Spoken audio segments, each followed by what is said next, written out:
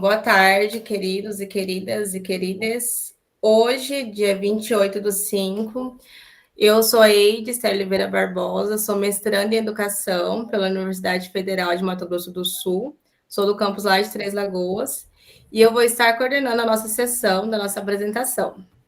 Antes da gente falar mais sobre a apresentação, né, eu queria agradecer a presença de todos que estão aqui, todos e todas e todos. Muito obrigada pela participação de vocês, vocês enriquecem o evento. A participação no seminário, no terceiro Seminário Internacional de Formação e Cultura para a Formação de Professores, que ele é promovido pelo EduForms, né? Então, hoje estamos aqui para a gente poder realizar o debate das pesquisas que estão em andamento. E antes da gente iniciar o debate, eu vou falar um pouco sobre a ordem de fala de cada autor, combinado? E, pessoal, cada expositor terá 10 minutos de fala, tá? E aí depois a gente faz uma rodada de perguntas, todos juntos. Aí qualquer dúvida, as perguntas pode ir mandando no chat que eu vou anotando. Bom, a primeira a falar vai ser Eide Oliveira Barbosa, que no caso sou eu, com o título da apresentação Educação, Tecnologia e Diversidade de Gênero em Espaços Museais. Em seguida, nós teremos a pesquisa, a pedagogia de projetos, uma base para a consolidação da gestão democrática nas escolas brasileiras, pelos expositores Fernanda Abraão e Júlia Galindo. Ela estava agora há pouco na outra chamada, né? Mas o Fernando já está aqui, o Fernando apresenta. E aí, em seguida, teremos formação e desenvolvimento profissional docente na pandemia, pela Cleidiane de Oliveira, Letícia Mendonça Lopes e Teodora Adriano. Mas a Cleidiane me explicou que ela que vai estar apresentando a pesquisa. E, por último, nós teremos a formação docente no Brasil e na Guiné, um estudo sobre desigualdade social, que será apresentado pelo Amilson e Armando Marino Filho. Mas, olhando aqui, acredito que eles não estão aqui na chamada, né? Tá o Gonzalo, mas ele não abriu a câmera, então não sei dizer se é ele ou não. Se puder abrir a câmera, fazendo favor, só para mim saber. Bom, eu vou iniciar, então, tá? A apresentação. Como eu disse, serão 10 minutos. Eu vou colocar o cronograma, o cronômetro de 10 minutos, só um pouquinho. E eu vou apresentar a tela também.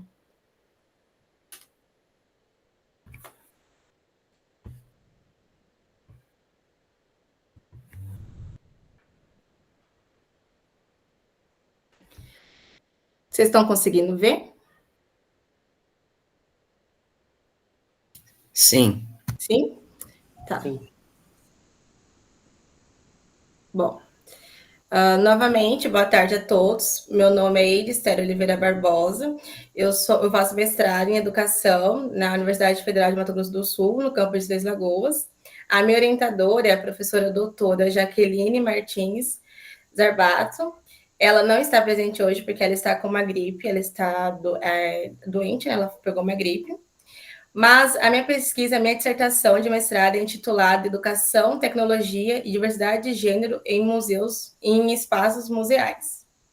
Bom, a minha pesquisa, fala sobre a questão de como a gente deve considerar o museu um setor educativo e formador de identidade. E a partir dela, eu começo a discutir como que a gente tem que levar essa questão desses setores educativos, como que é o museu. E quando a gente vai pesquisando, a gente percebe que o museu ele é uma construção, um projeto ideológico. Então, tudo que está nele, dentro dele, tem uma questão ideológica, o porquê de estar ali. Essa minha pesquisa, ela acaba surgindo através da minha graduação, que eu sou formada em História, quando eu realizava o PIBIC, que é um projeto de iniciação de pesquisa, e lá eu pesquisava também essa questão da representatividade das mulheres negras nesses espaços. E a partir disso, eu acabei percebendo que ocorre a invisibilidade das mulheres, especialmente das mulheres negras, nesses locais. Então, a gente tem que se perguntar o que esses espaços educativos, né, esses museus, estão educando, estão ensinando para uma sociedade que não tem a presença de mulheres e presença de mulheres negras. E a partir disso nasce a problemática que eu venho estudar, que é sobre essa ausência, né? Bom, os objetivos da minha pesquisa é, então, investigar essa representação ou ausência dessas mulheres nos museus, a fim de desenvolver materiais didáticos para a educação básica, para que o professor ele tenha um auxílio, né, um documento para que ele possa aplicar isso em sala de aula, como cartilhas, sites, tudo mais. Essa ideia do material didático eu tive também durante a minha graduação, porque durante o meu projeto, durante o PIBIC, né, a minha pesquisa de iniciação científica, eu desenvolvi um jogo, que eu vou mostrar para vocês a imagem um pouquinho, assim. Esse jogo se chama Museu das Mulheres Desconhecidas. Ele é um jogo que tem 4 versões, nós só temos a versão beta, porque eu desenvolvi ele bem no finalzinho da minha graduação, e ele foi aplicado no ensino médio, quando eu estava realizando meu estágio de docência. E ele conta a história de 4 mulheres negras brasileiras, que é a Dandara, a Tereza, a Carolina Maria de Jesus e a tia Eva, que é daqui de Campo Grande, né? Como a Cleidiane, que ela é lá de BH, ela não vai saber muito bem quem que é. Então, temos essas 4 representações, e no jogo conta a história delas, e é um jogo de RPG. E o porquê do jogo? Porque quando eu apliquei ele em sala de aula, eu percebi que os alunos de primeiro e segundo ano não sabiam quem que eram elas, primeiro e segundo ano do ensino médio, tá? Então, normalmente são ali, eles têm entre 15 e 16 anos, e eles não sabiam a história dessas mulheres, que é, né, uma história brasileira, querendo ou não. E o motivo deles não saberem disso é porque não estão presentes nos materiais didáticos e nos currículos escolares. E se está presente, o professor ele acaba não tendo material suficiente para aplicar isso em sala de aula e nem ter tempo. Então, a minha pesquisa, ela vem também com esse intuito de fazer um material, né, produzir uma cartilha ou produzir um site que o professor possa utilizar em sala de aula. Mas, como ele está em andamento, eu estou amadurecendo mais essa ideia. Dando continuidade, na minha pesquisa, eu estaria analisando dois museus daqui de Campo Grande. O primeiro museu é o Museu do José Antônio Pereira. Ele é o patrono da cidade de Campo Grande, né? E ele tem o Museu Casa, que fica ali, aqui na região localizada ali no Guaicurus. E lá a gente consegue ver algumas representações das mulheres nesse espaço, que é voltado ao doméstico, voltado à figura do prato, que seria a mulher na cozinha, voltado à figura do ferro de passar roupa, né, que seria uma questão doméstica. E durante toda a sua visitação nesse Museu Casa, é perceptível que a única imagem que tem da sua esposa é ao seu lado. Não tem ela retratada sozinha. Então a gente percebe que normalmente quando as mulheres estão presentes nos espaços museológicos, elas sempre estão inseridas, ligadas por conta de algum parentesco, como mãe, pai ou tia. Outro museu que eu vou estar analisando vai ser a comunidade quilombola da Tia Eva, que é considerado um museu a céu aberto. Esse conceito, museu a céu aberto, eu vou estar explorando ele bem mais na minha dissertação. Então, eu já convido de antemão todos vocês a lerem minha dissertação depois que eu publicar, tá? Para vocês entenderem, vocês vão gostar. E a Tia Eva, ela é uma representação feminina negra daqui do estado, por conta que ela vem juntamente com a sua linhagem, com a sua família, e ela acaba, querendo ou não, formando um quilombo aqui em Campo Grande. Só que acontece, por ela ser uma mulher negra e ex-escravizada, acabam que não dão tanto ênfase para ela como deram para José Antônio Pereira, que é um homem branco. Então, eu vou acabar discutindo isso um pouco na minha dissertação, só que a análise histórica vai ficar para o doutorado. Dando continuidade, a minha metodologia de pesquisa para a dissertação vai ser a revisão bibliográfica e uma análise documental. Nessa análise documental, né, do Instituto Brasileiro de Museus, eu vou estar investigando quantos museus existem acervos que têm representação feminina de mulheres negras. E então, vou fazer um mapeamento sobre esses dados presentes no site. Encaminhando já para o fim, para não me adiantar muito, né? As discussões preliminares que a gente tem durante essa pesquisa, né, do levantamento assim que eu estou fazendo, porque eu ingressei esse ano no mestrado, então assim, tem mais ou menos 4, 5 meses que eu estou no mestrado e eu estou ainda bagunçada com as disciplinas e com a pesquisa, mas tá tudo certo, vai dar tudo certo. A gente percebe que nas representações femininas, elas são muito escassas nos museus. E ainda são poucas, a gente vê produções que falem sobre elas e que têm materiais didáticos sobre elas também. E a gente percebe como que as memórias, elas são criadas por meio dessas representações. Então, que memória que a gente dá para uma criança de 5 anos negras se ela não tem representação nenhuma de uma mulher negra na sua vida? Então, é isso que a gente vem a discutir para cá. E eu concluo a minha fala. Agradeço a todos por estarem aqui comigo participando hoje. E estou muito ansiosa para escutar a partilha de vocês. Muito obrigada. Bom, de antemão, então, agora eu chamo para continuar a apresentação. Fernando, por favor, a palavra é sua. Fique à vontade.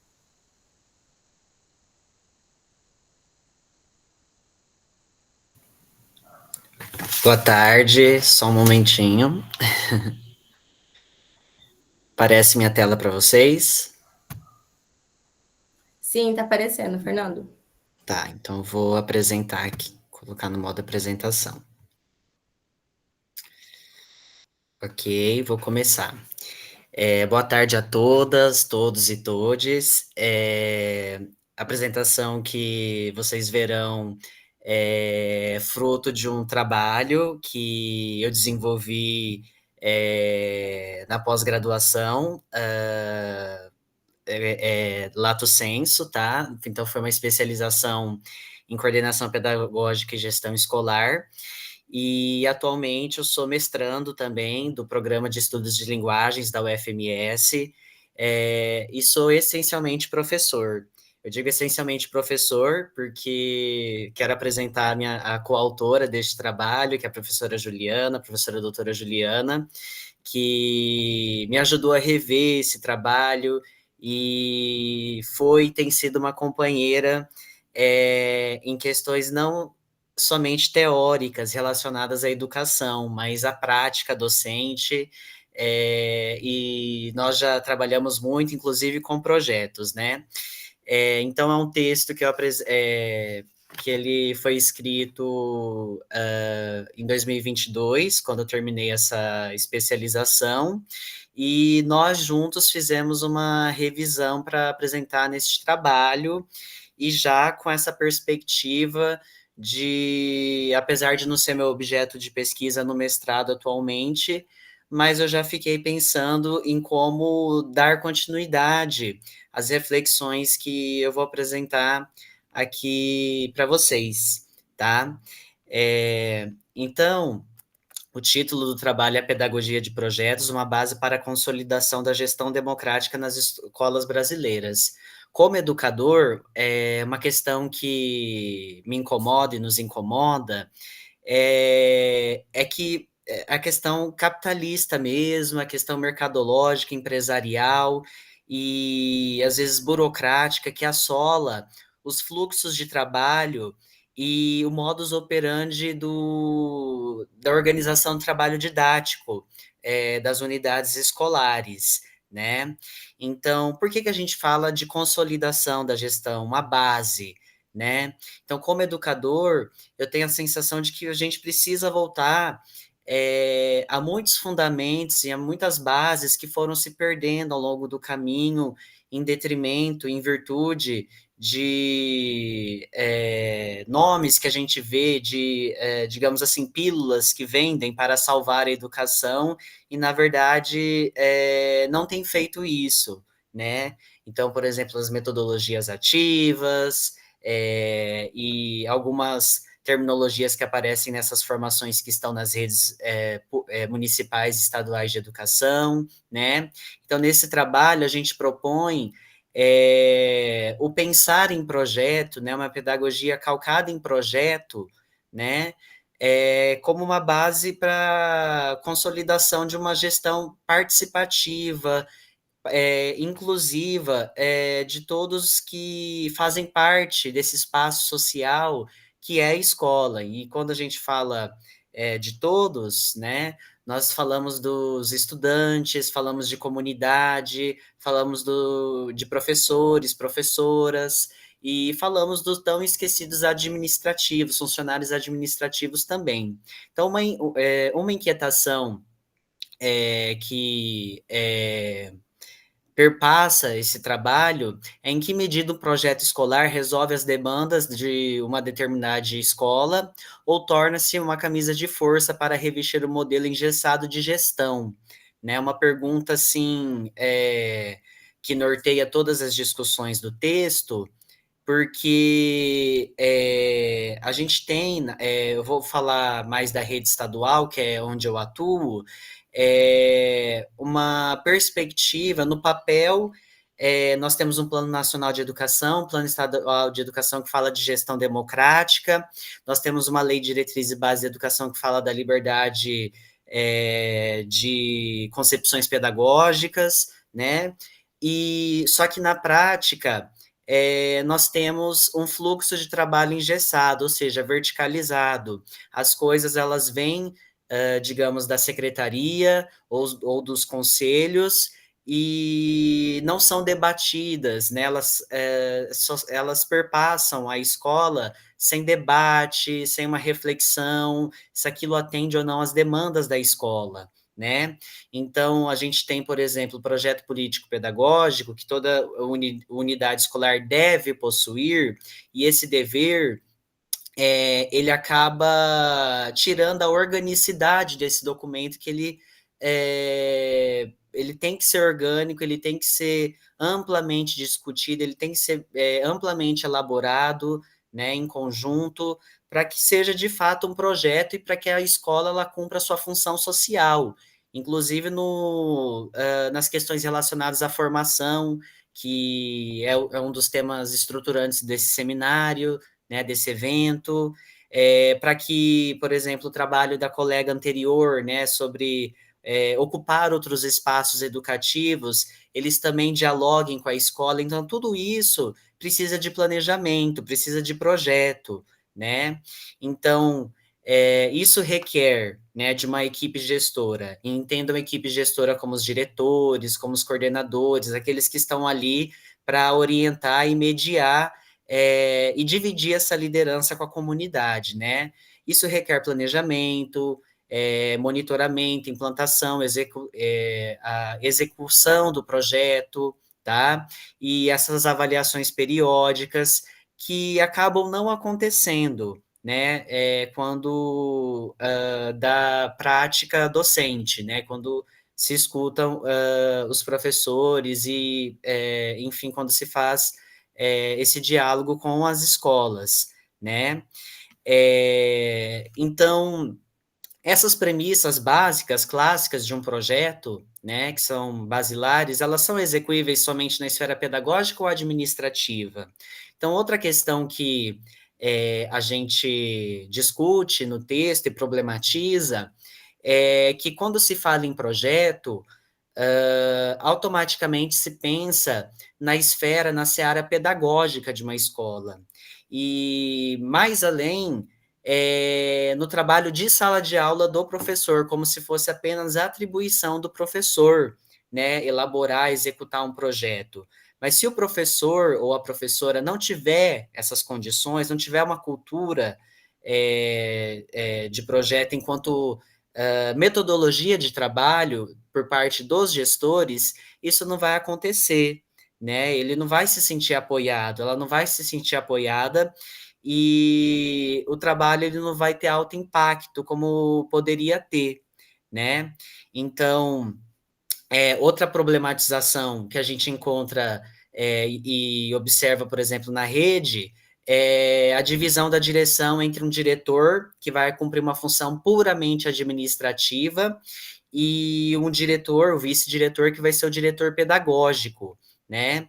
E também nós temos na legislação, nós temos no regimento, né, previsto a participação de um colegiado, de uma associação de pais e mestres e de um grêmio estudantil, mas que muitas das vezes eles são formados apenas para cumprir, para falar que tem, para cumprir uma burocracia, e não atuam nas decisões, não fazem o acompanhamento da gestão daquele espaço que deveria ser democrático, de fato, que deveria ser orgânico. Então, resumindo tudo isso, uma coisa que a gente percebe é que falta intencionalidade pedagógica em muitas das ações escolares. Então, o administrativo ele trabalha para o pedagógico, né?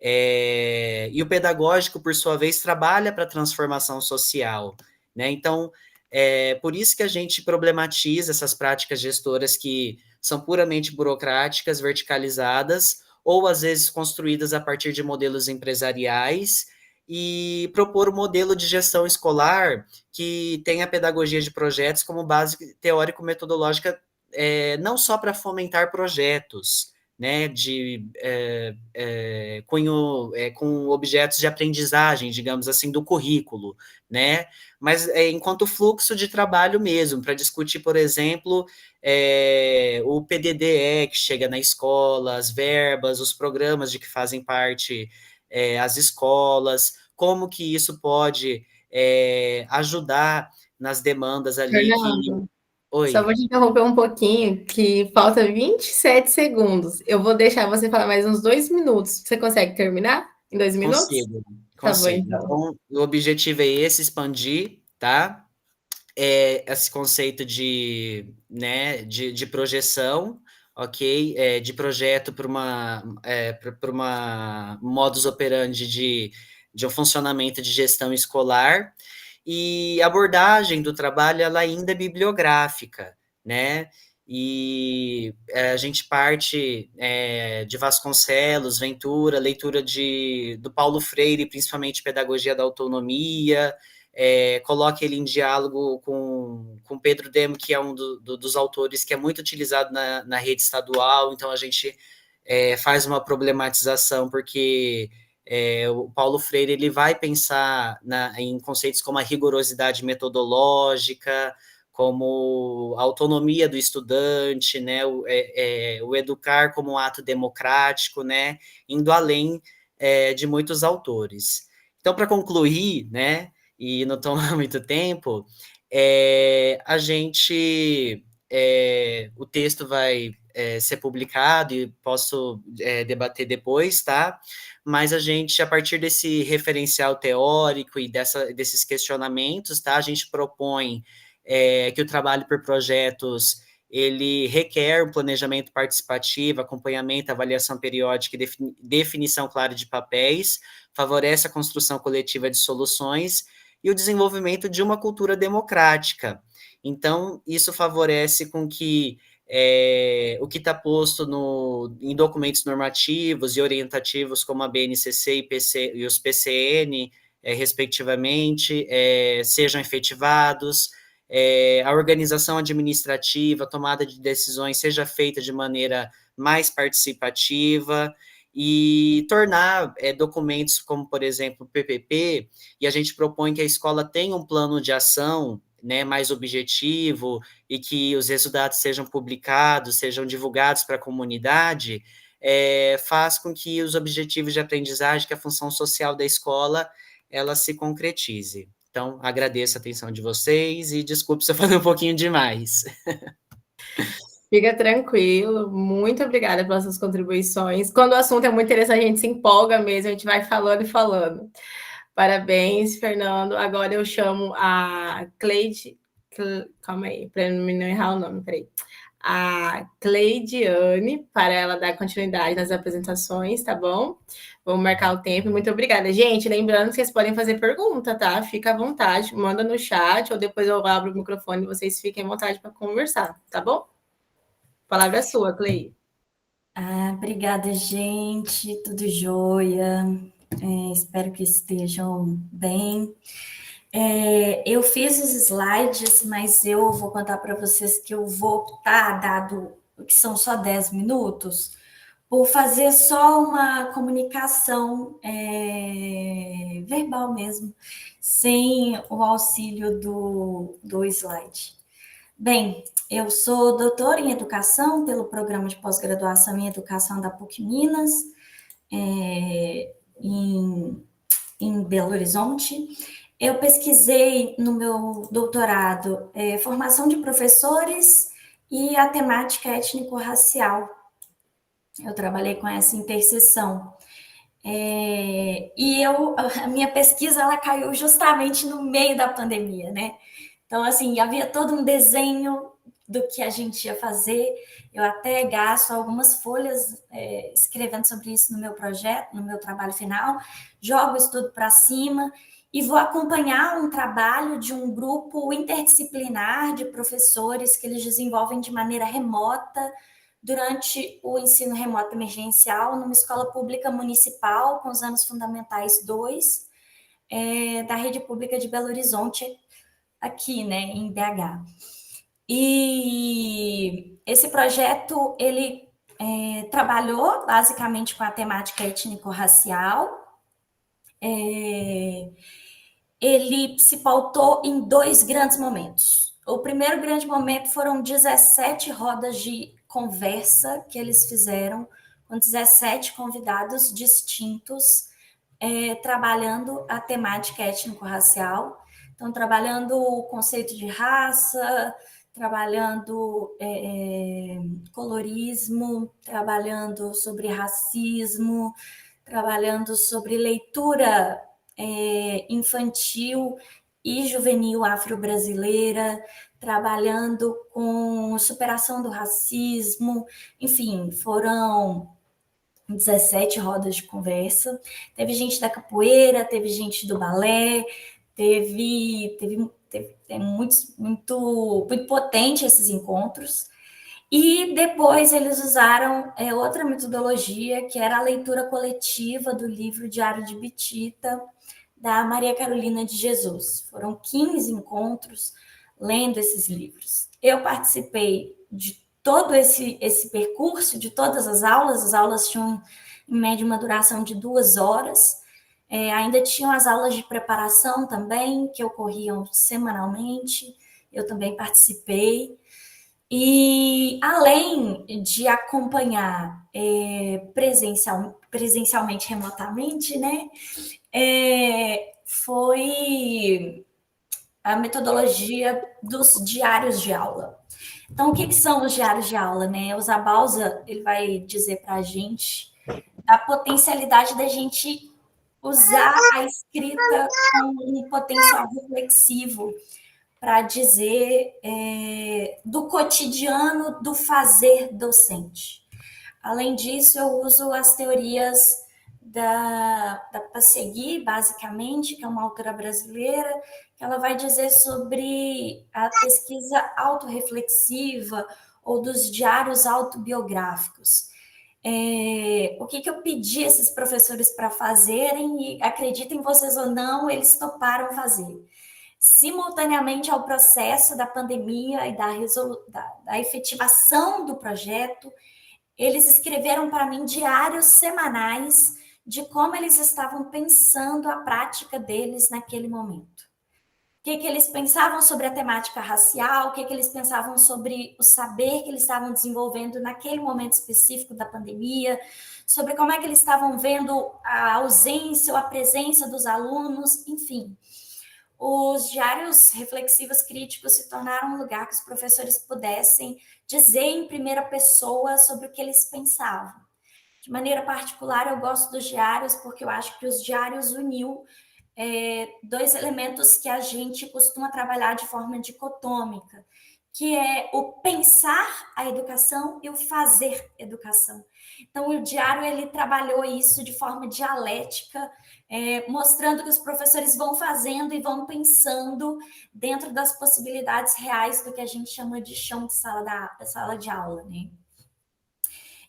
Quando eu me parei para categorizar esses diários, eu tinha muito material, e eu criei 5 categorias de análise.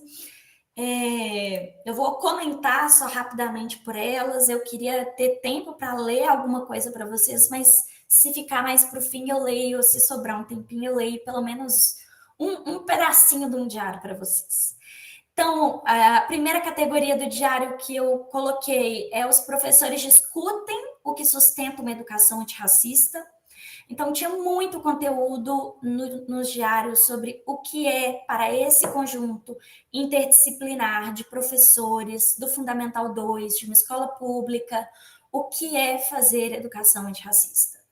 O que é, o que significa, o que eles esperam para esses alunos, como é que eles avaliam se uma educação antirracista está funcionando ou não, quais são as estratégias que eles deveriam usar. Então, essa discussão antirracista, na perspectiva dos professores, que também, nos seus encontros, discutiam perspectivas mais formais. Às vezes, eles trocavam muitas coisas, né? Textos, livros, e aí isso ia comparecendo nos diários deles. Depois disso, eu criei uma outra categoria, que é numa educação antirracista, todos e todas aprendem e participam, porque é uma interseção muito interessante que eu percebi nos diários e também na prática desses professores, era uma interseção muito grande, principalmente do anticapacitismo com a questão racial. Inclusive, uma das rodas de conversa foi com um grupo feminista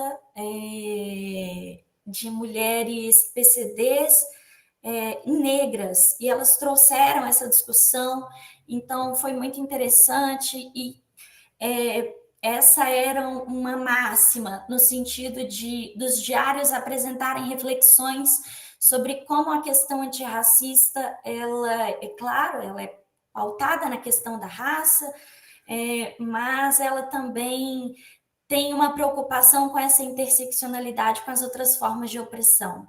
A gente passa muito rapidamente pela homofobia, a gente passa rapidamente pela misoginia, não foi meu objeto de interesse, mas é interessante ressaltar que esses professores também refletiram sobre essas categorias. Numa terceira categoria, era a profissão de interações em tempo de pandemia. O trabalho docente é um trabalho de interações, né? Não existe docência sem interação. E no momento da pandemia, a gente...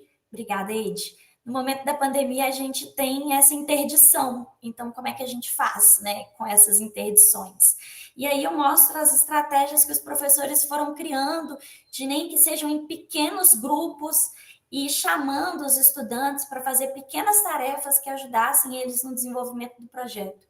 Como, por exemplo, a oportunidade de desenvolver os cards que eles divulgavam nos eventos, de ensinar os meninos a se descreverem e de todo esse percurso. A penúltima categoria, o professor é uma pessoa. Nela eu mostro como que os professores brancos e negros da minha pesquisa tiveram motivações que cruzam fortemente, interpelam fortemente a pessoa que eles são, né? Aqui esse título, Professor é uma Pessoa, é da famosa frase da Jennifer Nias, né? O professor é uma pessoa, parte importante da pessoa é o professor, mostrando como é que essa interseção se dá de maneira muito forte quando a gente está falando do cumprimento da Lei 10.639. E, por fim, a minha última categoria foi da intensificação do trabalho docente, pensando como é que o momento da pandemia foi um momento de tentativa de controle do trabalho do professor a todo momento, mas também como é que foi o momento pandêmico que permitiu uma reorganização do tempo desses professores, que permitiu uma carga horária flexível e a existência de um trabalho interdisciplinar feito a muitas mãos, de maneira verdadeiramente colaborativa e não só individualmente dentro de cada sala e só rotulado como um projeto colaborativo. Nesse sentido, já para finalizar, eu queria ressaltar que esses professores não tiveram esse trabalho computado nas 800 horas diárias deles, porque a única coisa que a escola aceitou como trabalho legítimo para esse momento foi a entrega de papéis e roteiros de sala de aula entregues aos estudantes e previamente corrigidos por esses professores a título de lançamento de nota. o que nos faz pensar se não existem trabalhos sendo sufocados no interior das salas de aula por causa da falta de incentivo ou até mesmo boicote de trabalhos com a temática, ainda que respaldada legalmente, com a temática antirracista. Muito obrigada a vocês pela escuta. É isso. Muito obrigada a você. Gente, que tema interessante, né? Um mais que o outro. Olha que bacana. E o massa é que os temas se interligam, né? Nada fica fora do outro. Agora, quem iria falar seria o Amilson, mas eu não sei se ele está na chamada, porque eu não estou vendo ele, então acredito que ele não esteja. Bom, nem ele, nem o orientador dele, que seria o professor. Peraí, deixa eu ver aqui. Bom, gente, como ele não está na chamada, eu acredito que eu então vou abrir para vocês fazerem perguntas, se vocês quiserem compartilhar. Mas antes disso, eu queria agradecer os dois, que eu gostei muito do tema dos dois. Eu estou assim, maravilhada, estou muito encantada. Muito bacana. Eu vou deixar agora aberto para as perguntas. Eu vou lançar aqui no chat o link de presença, tá? Todos assinem, por favor. E se alguém for apresentar em outra sala, também assina, tá? Pode assinar, não tem problema. Eu falei com o Christian já. E se vocês puderem abrir a câmera para eu tirar uma foto de todo mundo para a gente postar no Instagram, eu ia ficar muito feliz, tá? Deixa eu tirar uma fotinha aqui da gente, peraí. Avisa quando for tirar, Eide. Tá, peraí, vamos lá.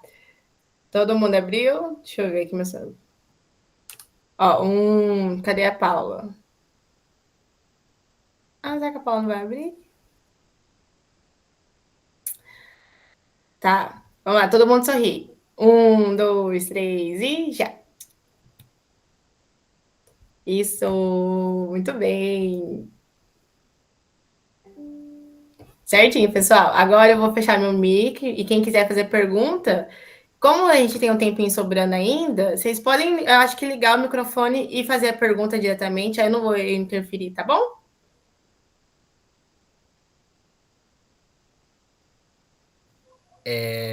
Eu posso responder a que foi feito no chat? Pode, fica à vontade. Tá, então eu também quero novamente agradecer e dizer, né, que as duas pesquisas que foram apresentadas são realmente muito bonitas e traz um fôlego, uma necessidade, assim, de discussão muito importantes. Eu fiquei muito, assim, né, a Carolina Maria de Jesus é uma escritora, assim, que já li, né, o Quarto de Despejo, é um texto muito emocionante. Como professor de língua portuguesa e literatura, já trabalhei com os estudantes e realmente esses temas têm que ser trabalhados mesmo. E uma fala da colega, da Cleidiane, que eu achei muito interessante, né, é que a mesma angústia que foi resultado da pesquisa dela, parece que existe algo que sufoca o trabalho do professor em sala de aula, é a mesma sensação que a gente tem quando pensa na questão da necessidade de uma gestão democrática e de torná-la, né, possível, plausível, por meio do pensamento em projeto mesmo. Aí, respondendo a pergunta da Paula, da professora Paula, ela perguntou se sobre exemplos práticos, né? Então, eu corri aqui para pensar em dois, então, concretos mesmo, né? Com os quais já trabalhamos na escola em que eu atuava, né? O primeiro é um plano de ação que ele foi proposto aqui na rede estadual de ensino. As escolas integrais, elas iniciaram como projetos piloto, né? Consequentemente, a gente teve digamos assim, bem entre aspas, uma assessoria de uma organização não governamental, né, para implementar. Mas, como na escola em que nós trabalhávamos, a perspectiva, né, a Escola Clarinda, sempre foi muito democrático, sempre teve reuniões semanais de alinhamento para planejamento, inclusive para pensar temas transversais, temas contemporâneos a serem trabalhados em sala. A gente tem, a partir desses instrumentos que nos eram sugeridos, a gente tentava fazer um trabalho orgânico com a identidade da escola, até porque no texto, né, a gente fala sobre um projeto de escola, ele tem que prever representações, identidades, negociação e um conceito de rede. Então, o estudante indígena, o estudante negro, a estudante negra, agora, né, tem aparecido, né, cada vez mais os estudantes trans, as estudantes trans, então, e professores e professoras também, com outras identidades de gênero, então isso faz parte, né, o humano, né, como a colega falou, tem que fazer parte de um projeto de escola, né, tanto em questões administrativas e pedagógicas. Então, o plano de ação, eu não achei o plano de ação da escola, mas eu achei o programa de ação que funcionava da seguinte forma, né,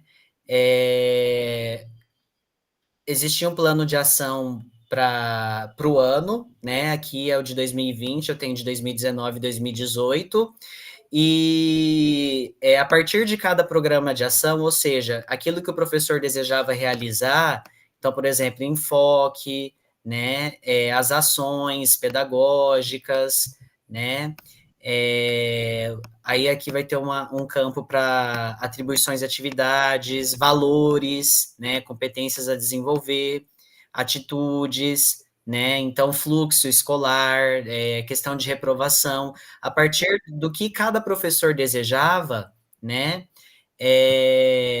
como intencionalidade pedagógica do seu trabalho, o plano de ação, a direção tinha que ver o plano de ação e construir de maneira democrática, vendo os registros de cada professor, né? E como outro exemplo mais pedagógico, aí a minha orientadora, a professora doutora Juliana, participou comigo na implantação desse projeto. A gente teve a recomposição de aprendizagem, né? Então, os estudantes voltaram da pandemia com as aprendizagens defasadas, né? E nós elaboramos, depois eu posso disponibilizar o link para não tomar muito tempo, uma semana da gamificação, né? Então, primeiro a gente teve que fazer 3 etapas de 3 dias distintos de formação com os professores, para ter adesão, para eles colocarem, a ideia mesmo era que cada professor escolhesse um tema e uma habilidade, um objeto de conhecimento, para desenvolver sob forma de jogo para o aluno recuperar essa aprendizagem, né? E nós elaboramos um planejamento coletivo, colaborativo, em que cada professor dentro da sua área se sentia à vontade para trabalhar os temas que ele achava pertinente, que estava defasado. Então, encerro. Boa tarde, né, a todos e todas. O trabalho que eu estou apresentando, né, se refere sobre a formação, né, a formação docente no Brasil e na Guiné-Bissau, né. É como se fosse um estudo comparativo, né, tentando analisar, né, a questão da desigualdade, né, de formação dos professores entre esses dois países, né. Durante a elaboração deste artigo, né, buscamos, né, compreender sobre a formação dos professores, principalmente entre a Guiné-Bissau e o Brasil.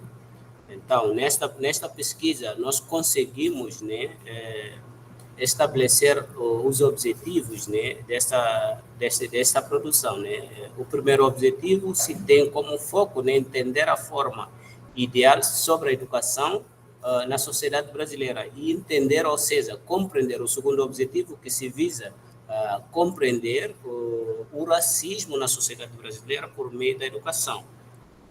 E, por último, colocamos provavelmente 3 objetivos específicos, né, que norteiam para tentar compreender essa produção. o último objetivo que visa discutir, né, a formação docentes, né, ou dos professores na Guiné-Bissau. A estruturação do artigo, o artigo estrutura-se em duas seções, né? Primeiro, se tem a ver ou se refere à educação e formação docente no Brasil e na Guiné-Bissau, e por último, que é o segundo, que é a conceituação da formação docente. E na fundamentação teórica, nós abordamos primeiro o capítulo que visa a questão, porque temos vários autores, né? Era para apresentar slide, mas só que a questão técnica não estou apresentando, mas estou com o slide aberto, né? Na fundamentação teórica, nós discutimos a primeira sessão, né, que se refere à educação e formação docente no Brasil e na Guiné-Bissau. Durante o levantamento da pesquisa, vários autores que mostram perspectivas ou evidências diversificadas, né, sobre a formação docente, né, entre esses dois países de forma comparativa. Na Guiné-Bissau, caso específico, né, porque eu sempre faço esse retoque, né, para tentar fazer uma análise comparativa, apesar que é um país recente, né, com a sua independência, desde 24 de setembro, né, esse país tornou independente, mas o Brasil já é um país velho na questão da tomada de independência, né? Então, a estruturação da política educativa do Brasil é de forma diferenciada, né, ao da Guiné-Bissau. O Brasil já tem estabelecido, né, tem estruturado a questão educativa, principalmente, se você for vendo a política própria de formação de professores aqui do Brasil e da Guiné-Bissau. Na Guiné-Bissau, a gente não tem essa política de descentralização, né? Como bem sabe, mas aqui no Brasil, qualquer que seja o município, né, tem essa estruturação, né, das próprias políticas, onde o Estado interfere em algumas instâncias, né, como temos aqui no Brasil, tem essas divisões, né, de poderes, né? Quanto à questão da descentralização do poder educativo, enquanto em Guiné-Bissau, isto não se verifica. Então, neste artigo discute essa perspectiva, de forma como podemos, né, analisar e compreender a forma, né, de garantia educacional, porque aqui no Brasil você tem, por exemplo, digamos sempre tripé, né? Tripé que dizemos ensino, pesquisa e extensão. Então, é mais focada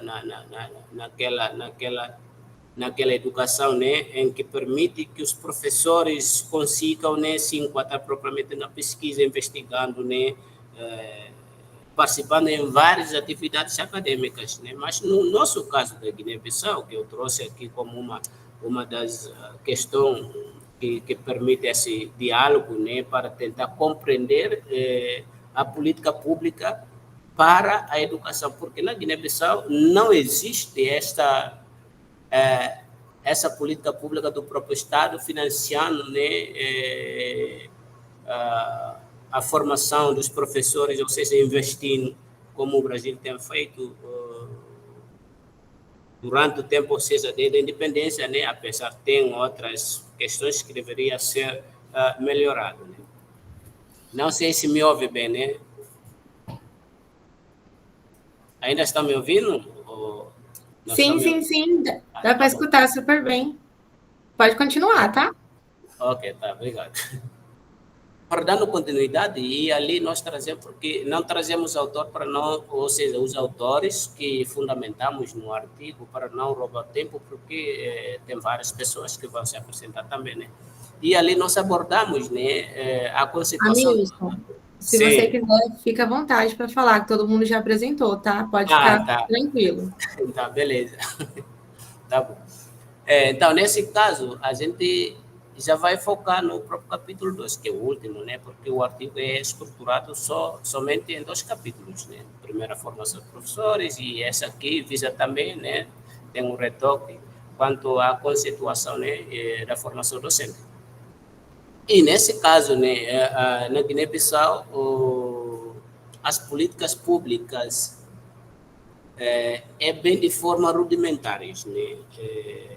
sucessivas greves, né? Esse é um dos motivos, né? Que às vezes o Estado da Guiné-Bissau não teve essa expansão da política educativa.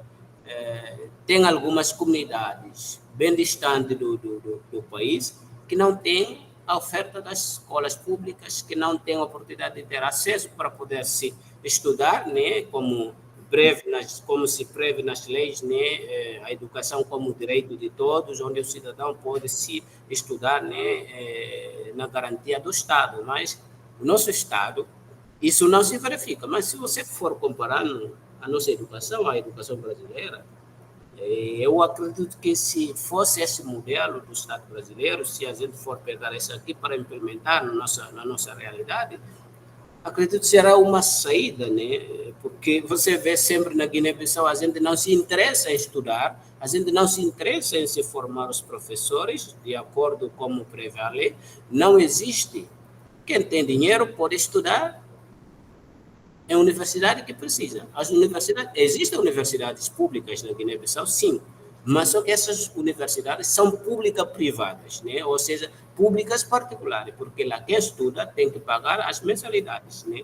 Então, essa é uma das questões mais preocupantes quando a gente pensa em política pública para a formação dos professores, onde o Estado não investe, onde o Estado não se coloca recursos financeiros para se investir na educação.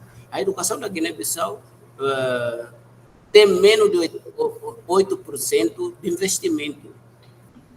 Tem menos de 8% de investimento.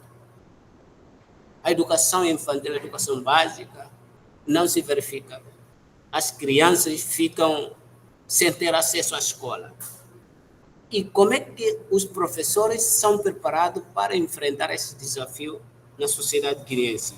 O que se verifica aqui na sociedade brasileira, ou seja, na educação brasileira, tem essa política onde os professores são formados, né, com técnicas, né, que possam atender ou que possam atender a realidade que se verifica aqui no Brasil. Amilson, Sim. a gente vai ter que encerrar, tá? Tá certo, eu estou fechando, eu estou finalizando. Tá bom. No último, né, nas considerações finais, né, de acordo com o levantamento dos dados, né, que a gente tem fundamentado no artigo, é que nós compreendemos que há certa diferença, né, entre política pública brasileira e política pública da Guiné-Bissau. Porque a Guiné-Bissau não chegou ainda onde o Brasil está. Então, o Brasil tem investido fortemente na preparação do recurso humano, quer dizer, né, os profissionais que vão se atuando nas áreas, qualquer que seja a área, né? Então, as pesquisas trouxeram várias evidências, né, que correspondem, que trouxeram essa análise em que podemos compreender quais são as dificuldades e os desafios que estamos enfrentando. Como o tempo já esgotou, vou parar por aqui e agradeço pela atenção e o tempo. Obrigado. De nada, nós que agradecemos você com a sua partilha, com a sua fala, foi muito interessante. Muito obrigada por você ter apresentado. Estava preocupada que eu não estava te achando, menino, você não estava aqui na chamada. Tá Muito certo. obrigada, viu? Pessoal, vai ter agora o próximo bloco, tá? Vocês fiquem à vontade para poderem participar. Beleza, viu? Tchau, pessoal. Obrigada, viu?